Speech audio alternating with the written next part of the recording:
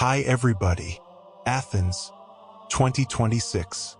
The city that once birthed Socrates and Plato was no longer as grand as its name. Streets were smeared with graffiti, shops permanently shuttered, and idle young men sat lifeless in cheap cafes, puffing cigarettes without hope. Greece was drowning in despair.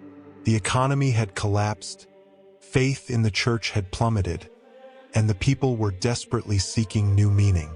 Amid this emptiness, Gatsi, a district once known for its nightlife, unexpectedly became the starting point of a remarkable transformation: the rise of Islam. It began with a small, almost forgotten mosque at the corner of a narrow street, Masjid al-Huda. Its building was modest, walls faded, the door often rattling in the cold wind. Inside stood an elderly Moroccan man named Imam Yusuf, who always smiled, even though his congregation was no more than a handful of migrants. Every morning, he swept the mosque floor with his old hands and prayed that Allah would send guidance to this land. His prayer began to be answered. One day, a woman named Eleni Papadakis, a philosophy lecturer at the National University of Athens, stepped into the mosque hesitantly.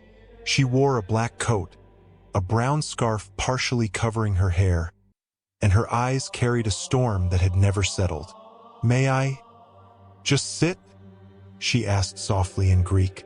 Imam Yusuf smiled and nodded. "The house of Allah is open to anyone seeking the truth." Eleni sat quietly in a corner. It was a Friday. The mosque was crowded, not with locals but with Syrian, Pakistani, and Bangladeshi workers. They came with tired faces, but sincere hearts. When the adhan echoed through the hall, Eleni trembled. There was something in that voice that pierced her soul deeper than all the philosophy books she had ever read. She wept, not out of sadness, but because something inside her had just been reborn. 3 days later, a 42-second video went viral on social media. Eleni, with a trembling voice, declared the Charada in front of dozens at Masjid al-Huda. Her voice was soft, but her face glowed.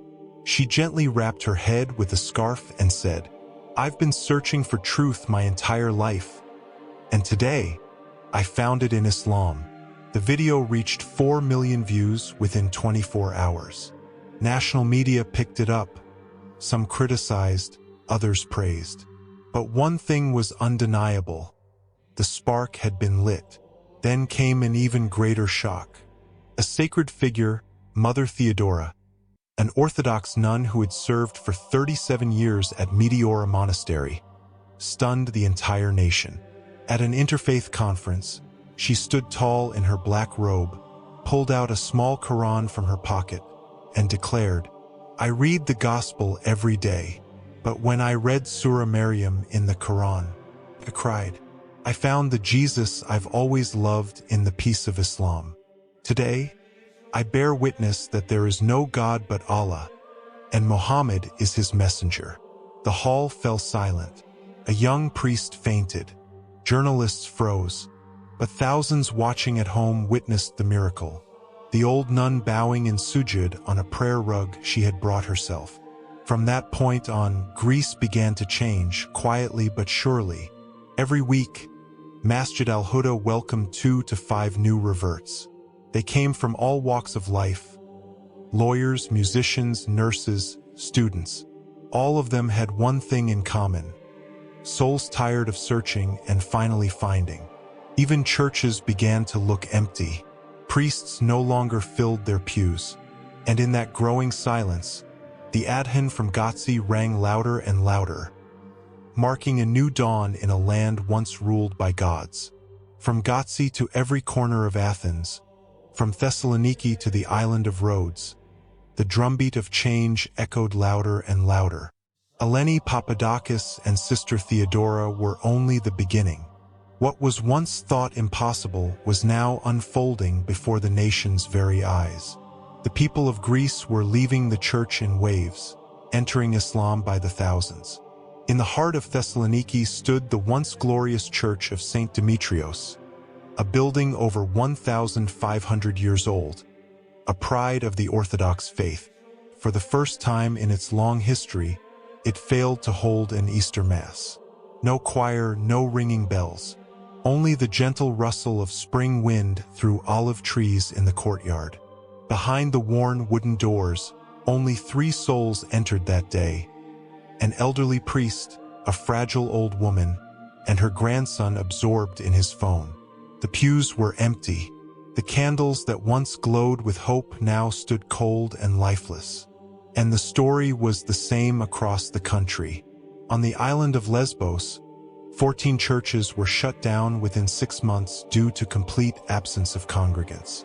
In Patras, 9 churches were repurposed as warehouses and local museums. Meanwhile, elsewhere, mosques could no longer contain the flood of worshippers.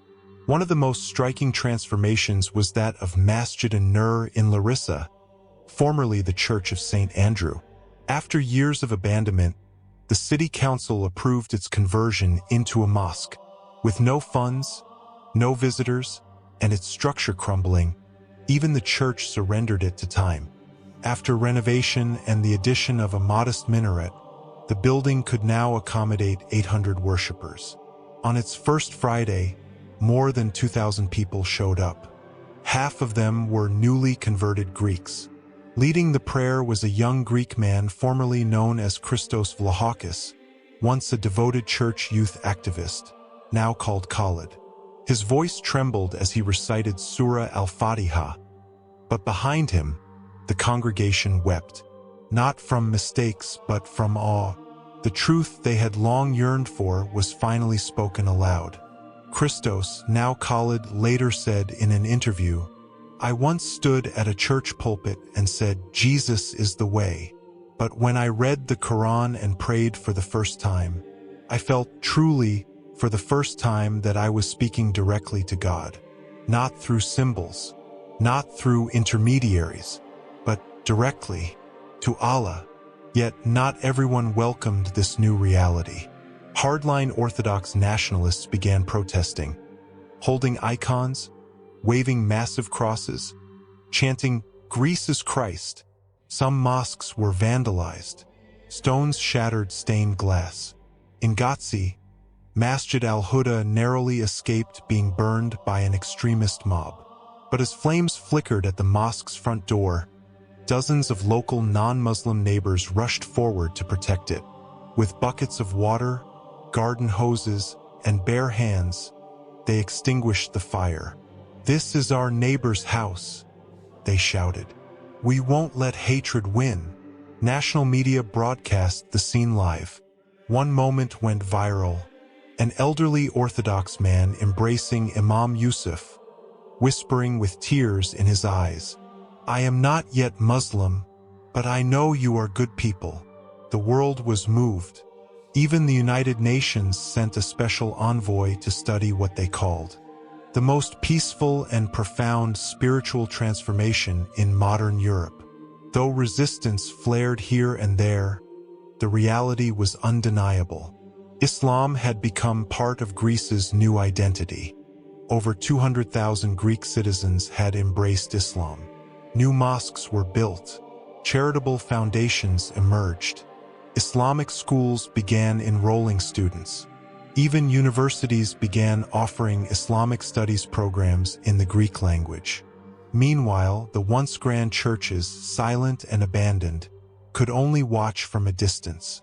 Their walls still stood, but the spirits that once gave them life had found a new home. A home of peace, a home of prayer. Beneath the vast blue sky stretching over the city of gods, the Acropolis still stood proudly atop its hill. The marble pillars of the Parthenon gazed silently downward, witnessing an event they could never have imagined in thousands of years. The people of Greece taking Charada at the foot of their own history. The transformation that began in Gatsi had now reached its peak. Islam was no longer seen as a foreign faith, belonging only to immigrants or the marginalized. It had become part of the new heartbeat of Greece. Every Friday, beneath the ancient ruins, Thousands gathered for the Grand Friday prayer at the Acropolis, an open-air congregation with the Parthenon as a solemn backdrop. The sight was breathtaking. Greek men and women, dressed simply, performing ablution at old fountains, then prostrating together toward the Qibla, while the Parthenon stood quietly, unable to resist the unfolding destiny. On that historic day, a new milestone was etched. The Greek government officially inaugurated the Nur Athens Mosque, the first state mosque built at the people's request, right at the foot of the Acropolis hill. The mosque combined modern architecture with local touches.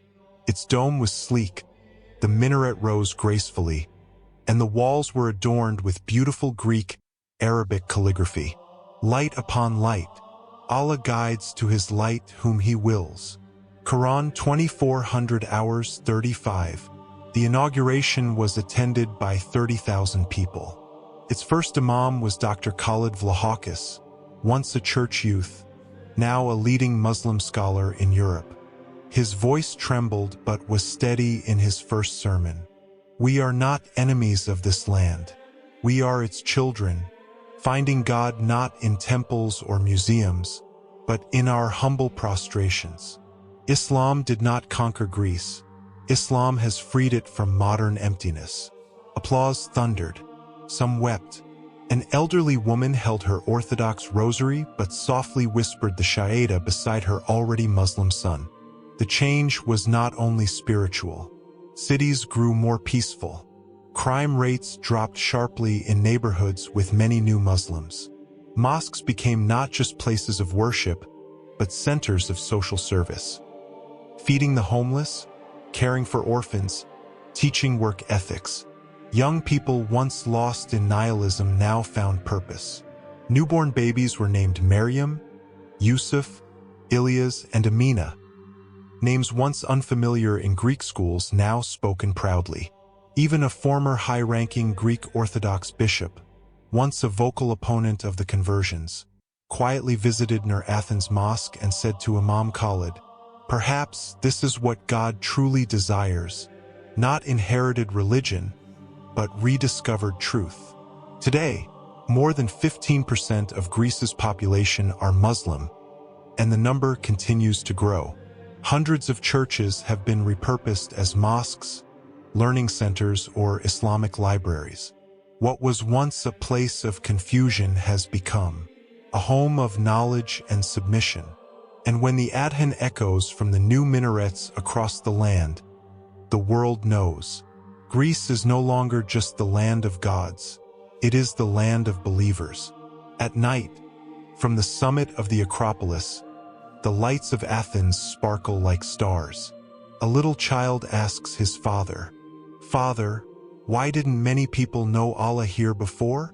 The father smiles and answers, "Because Allah was waiting for the right time, and now, His light has illuminated the whole nation." The child looks up at the sky, then down to the Nur Athens Mosque below, and smiles quietly.